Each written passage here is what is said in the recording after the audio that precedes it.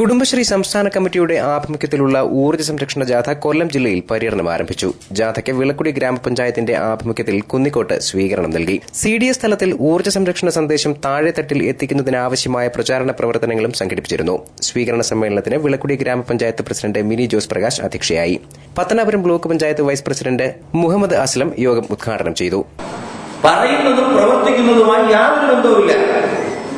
അഴിമതിക്കെതിരായി വലിയ പ്രസംഗം നടത്തുന്നു, നല്ല സുന്ദരമായ അഴിമതി നടത്തുന്നു. കേൾക്കുമ്പോൾ അയാളുടെ പ്രസംഗം ഇത്രയും നല്ലൊരു പ്രസംഗമില്ല, അയാൾ അഴിമതിക്കെതിരായി പ്രസംഗം നടത്തുന്നു. പക്ഷേ നല്ല കോടാനുകോടി രൂപ അഴിമതി നടത്തിക്കൊണ്ടാണ് അഴിമതിക്കെതിരായി അതിശക്തമായ പ്രസംഗം നടത്തുന്നത്. അതുപോലെ ആയിരിക്കും നമ്മൾ വൈദ്യുതി പാഴാക്കിക്കൊണ്ട്, ഊർജം പാഴാക്കിക്കൊണ്ട് നമ്മൾ അയലത്തെ വീട്ടിലും അല്ലെങ്കിൽ നമ്മളെ ചുമതലപ്പെടുത്തിയ ഡ്യൂട്ടി ചെയ്യുമ്പോൾ നമ്മൾ വീടുവിടാന്തരം കയറി വൈദ്യുതി പാഴാക്കരുതെന്ന് പറയുന്നു. രണ്ടും ഭയങ്കര വൈരുദ്ധ്യമാണ്. നമ്മുടെ പ്രവൃത്തി തന്നെ ആയിരിക്കണം നമ്മുടെ ജീവിതം, നമ്മുടെ സന്ദേശം.